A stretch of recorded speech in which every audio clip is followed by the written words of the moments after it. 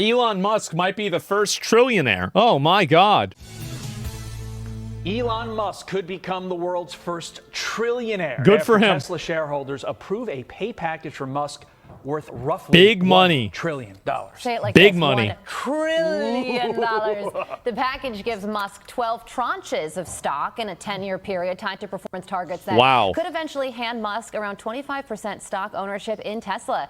Joining us now to break this all down is Kurt, the cyber guy. Kurt, so Elon Musk is worth about $500 billion right now. It's a lot of money. He could increase that by $900 billion, almost $1 trillion. So going from rich to richer, why does this matter? Tax would be astronomical. Well, yeah, it's a lot of tax. You got to keep him around. He is so tied to that brand. Good morning to you, both of you. And Todd, if you would just give her a birthday hug for me, if you would. Carly, happy birthday to you. Thank you. Elon Musk having quite a celebration after this pay package has been approved by the board. I guess this must be why Elon does all of these streams where he gives away Bitcoins. Because he has so much money. I think it makes sense now. Man, he might be the very first trillionaire. Now he's got to, got some hurdles to get through. He's got to really do some performance with Tesla in order to earn all of that. But hey, he's done it before. Can he do it again? I would say it's quite possible. I think that the main obstacle Tesla has to overcome now is creating the idea. Like right now, Waymos are very popular as autonomous cars. And I think it's shifting the consumer perspective around Tesla also having a monopoly on autonomous cars. Because electric cars, I think, are going to be a transitionary device. I think the reality is that in, like 30 years, I think really the autonomous driving cars are going to be the future, right? And I think in 50 years, it'll probably be illegal to drive your own car. It will be on public roads. The reason why is that everything else will be autonomous and it will be considered a danger because it will disrupt the system. So, yeah, that's what's going to happen.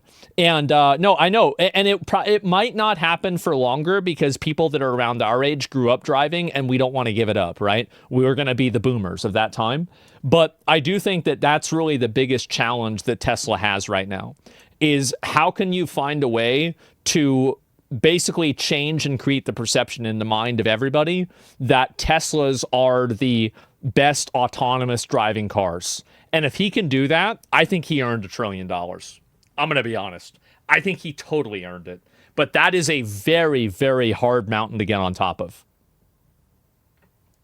Guy has pulled a rabbit out of his hat one time. That's what I'm thinking. Okay, so what should we You be will? watching I think for so. from They're too Tesla expensive? Teslas are? innovation-wise I don't think so. For him to hit these milestones, because it's not just going to be based upon business as usual, selling a few Teslas. It's got to be a lot more. What are you looking for? The competition is in China, period. I mean, we've got all kinds of EVs that are being introduced in China that, quite frankly, beat out Tesla's current. They're really good. Like, China has a lot of really, really strong technology. Same with their phones. Really, really strong, really great technology. I'm not sure the longevity or the quality of it, but at least its presentation is really incredible. Those freaking Toyotas, I think those are Japan, aren't they? But I know what you mean. Current product line. So he's got to innovate there. When you have a U.S. car maker CEO driving a Chinese-made EV saying this quite could be the best car I've ever been in, it's very telling about the U.S. industry as it relates to EV development. So he's got quite a path there for innovating into cars that you and I want to buy. And also, I think the future is autonomous cars.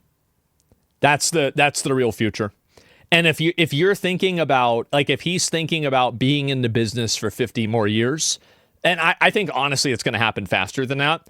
I think that's where he's got to be looking. And I'm sure it is what he's not stupid, right? I mean, obviously, like, that's very clearly where things are going. So there's talk about stuff Hope in you're the wrong. skies Sure. and all of that. So at the end of the day, do you think that the shareholders of Tesla made the right call in authorizing this pay package? Well, you got to keep it depends on if he increases shareholder value. It doesn't matter. Like, how can you know whether they made the right decision if the decision is based on a incentive that hasn't been realized yet? That's like saying, did you make the right call ordering this meal before the meal has arrived? Really? What is Tesla without Elon Musk? And at the same time, silly question. Tied to performance. So if he doesn't meet exactly certain benchmarks of performing, bringing Tesla back around, well, he's not getting that kind of money. I really wish that there were more businesses and more types of companies that behaved in this way, that performance incentives and other types of stock incentives are implemented inside of, their compensation. Like, in my opinion, that's one of the great things that people like Michael Dell did. And so and also NVIDIA is another great example of this, Steam to a lesser extent, where stock compensation is in a lot, they all do. Well, they all do. You're right about that. But the level in which they all do is, I think, too high.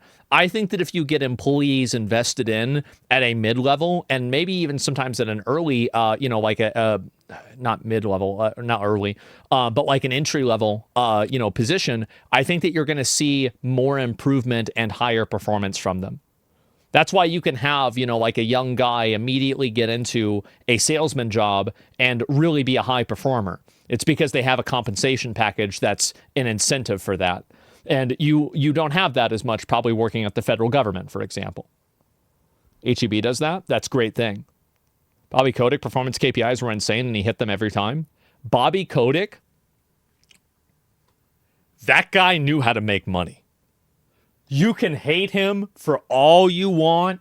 You can say that he is the worst dude ever. But man, could he make some fucking money?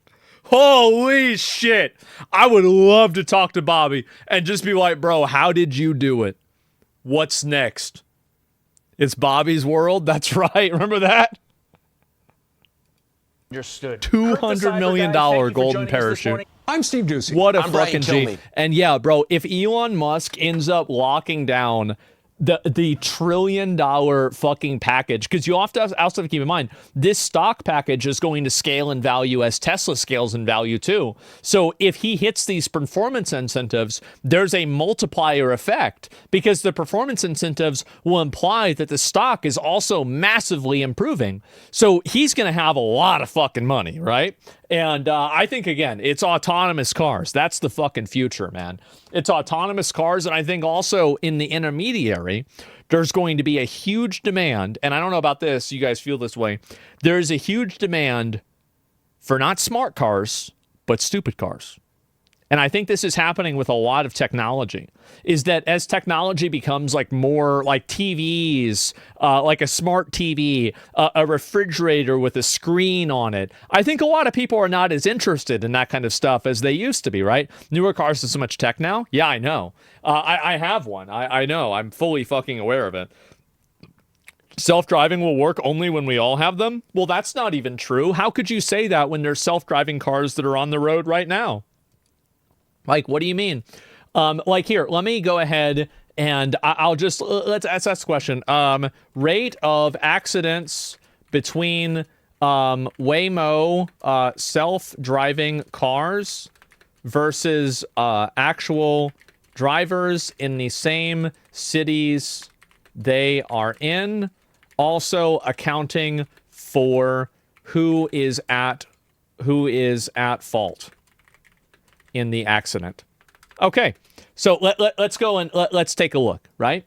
And let's find out right now. That's a long question. Yeah, I know, they can figure it out. It's not a big deal. It's a robot. It does whatever I want it to. It's my slave.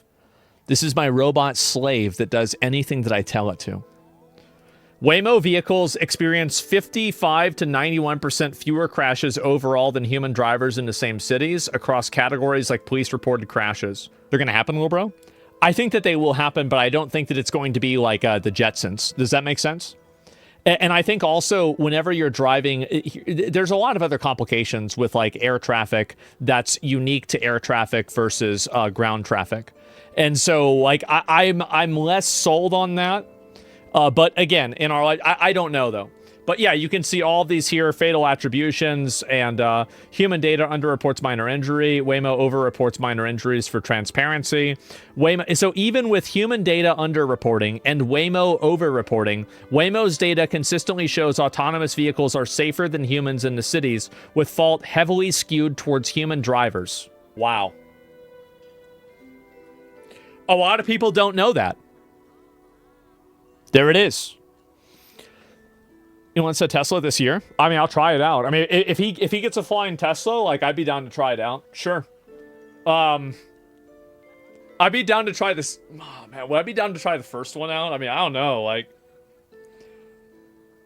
maybe like it depends on how high.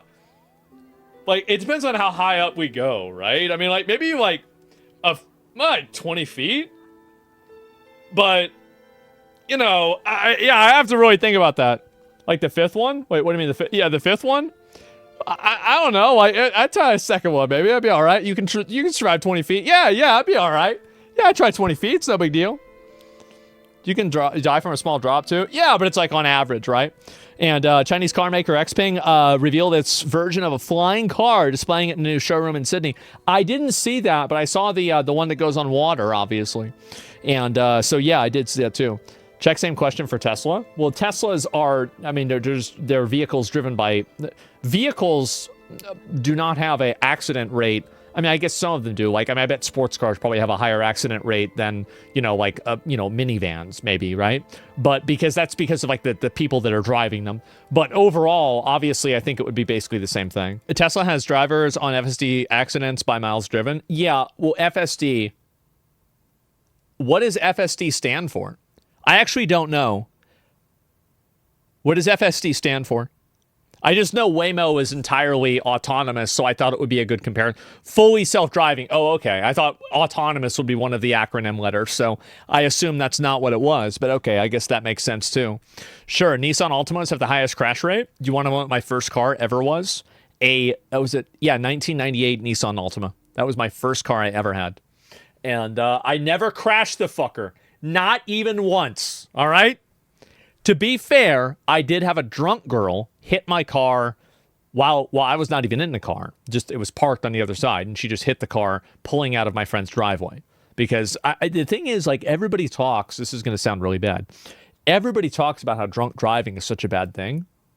Am I the only person that, like, whenever we went to college parties, almost everybody was drunk driving? Like, 90% of people were drunk driving? I feel like, yeah, everybody was doing this.